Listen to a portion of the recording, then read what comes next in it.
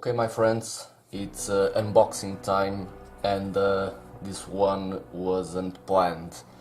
It was a last minute phone call from a friend who asked me to do a specific car for a friend of his for his birthday.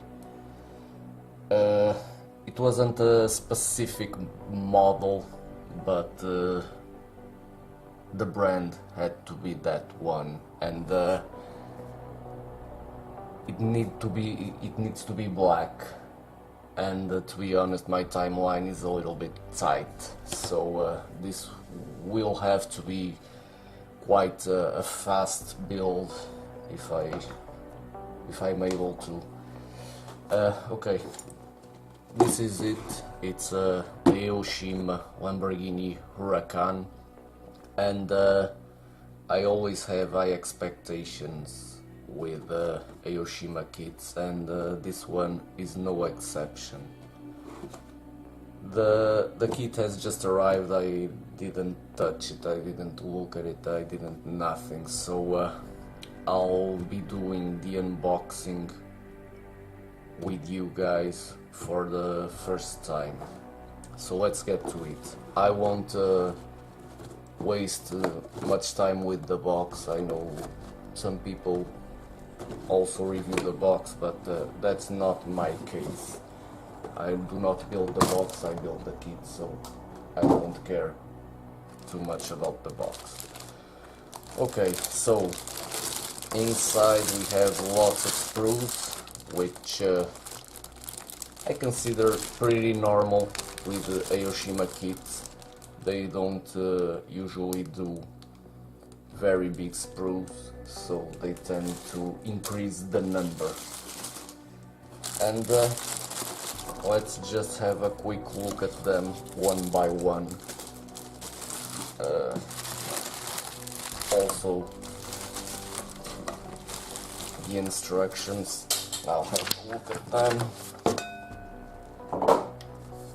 So the instructions are typical Aoshima. I'm already familiar with them, and these are the same type as the other kits I've made from Aoshima. So nothing too big to say about this. So first thing, which might be good, except for this is I have my doubts why red and blue rims. I mean, well, 2 extra sets of rims, and to add to, where's my knife? I need my knife. It's here. To add to these are plated, not very shiny, thankfully. It's that aluminium finish. And we have another set here, so we have 4 sets of rims, which I really like this kind of stuff.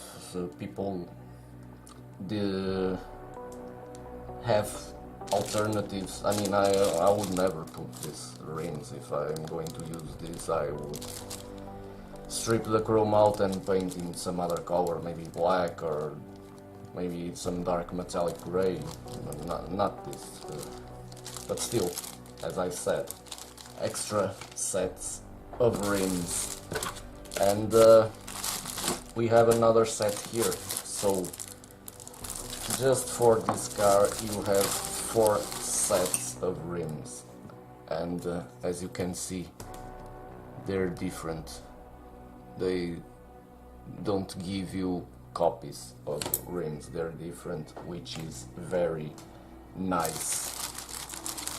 Moving on, and I'll start here with some chassis parts, which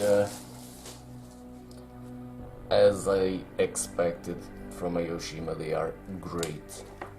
Detail is fabulous, the parts are very crisp, no flash, no nothing, and hopefully they will fit perfectly when assembling the model. We have the chassis here, single piece, which is also nice. I don't like when you have to have a chassis and then you have this middle section is a separate piece. I really don't like it, and my only, well, theory is that will make the kit more expensive because you have an extra part here which needs to be molded, etc, etc, and it doesn't really add anything to the model itself. Moving on, some more black parts, and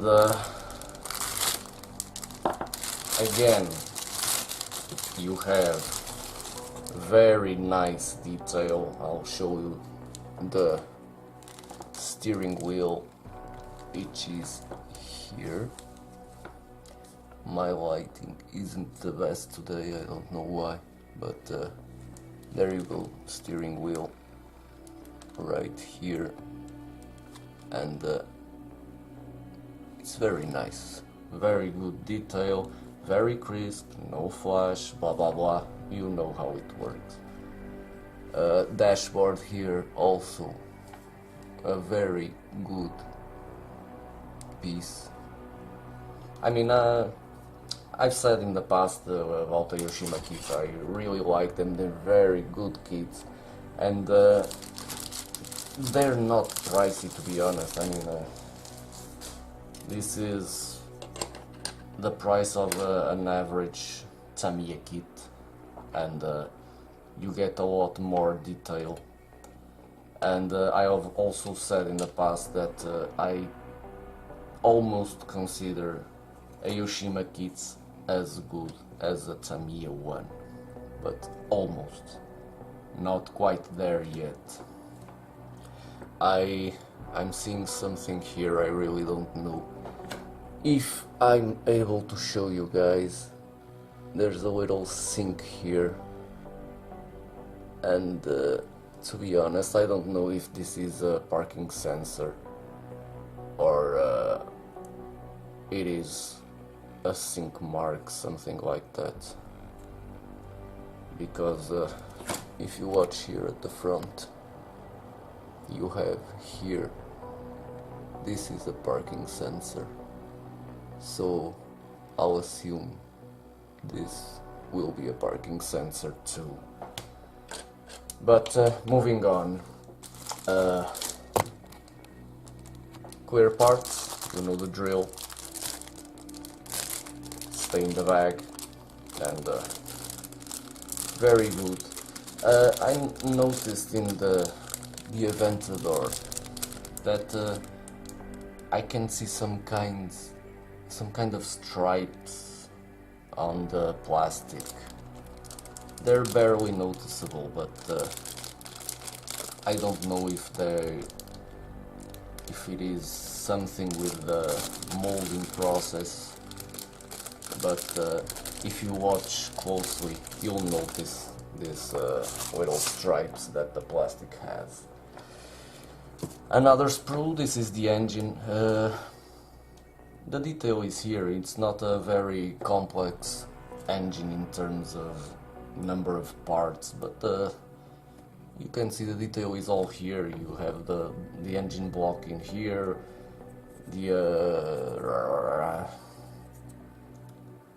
the cam cover, whatever, I don't know the name right now. You have the cylinder covers, you have the gearbox here, the oil pan, it's part of the engine block itself, but the detail is all here. It's not a very complex assembly, the engine, but in the end you can see all of the detail of the engine. Here some body parts, not very interesting, some part of the hatch, some side skirts, whatever. Blinkers and brake lights. I like this. Aoshima always give you these clear parts already tinted in the correct color, so saves you a lot of work. Maybe the purest of modelers won't like this kind of stuff, but it comes in handy sometimes, because as you can see in this case, the blinker is such a tiny piece and a very thin one. You might have some problems painting it. Next you have some chrome parts, and I guess the rest will be more interior parts. So the chrome parts are basically the light backings and mirrors and exhaust. Chrome is nice and clean. It's as I say, it's almost Tamiya-like. You can't find any flaws in here. They're perfectly molded, very clean, and the chrome itself looks good, not too toyish. I mean, I like it. I really like this. And the purpose of this chrome, of course, it's only for reflection for the light, so you get this kind of plating. And as I've said, more interior parts. You have the cockpit itself, the seats, very nice seats, very good detail. Door cards, very good, nothing to say about them. They're very nice, and something you usually don't have in a Tamiya kit that you have in Aoshima. The headliner, I guess that's the correct name. You don't get this on a Tamiya kit. You get on a Aoshima one, and it's a very nice addition to the kit. And to finish, we have some rubber tires. No brand, I guess tire brands nowadays, the licensing must be the most expensive thing in the world, because I don't see any brand using any licensing for the tires, so you get the tires with just the measure of the wheel. Okay, and the last will be the body, which in this case the Aventador had openable doors. This one doesn't, which to be honest is good for me in this specific case, because of the timeline, as I say, will be very short. But the body itself, again, very clean, nice proportions, no flash. I mean, I won't have any trouble taking care of this body, because it will require minimal or no cleaning at all. So as you can see, you get a Tamiya-like quality model for a fairly good price.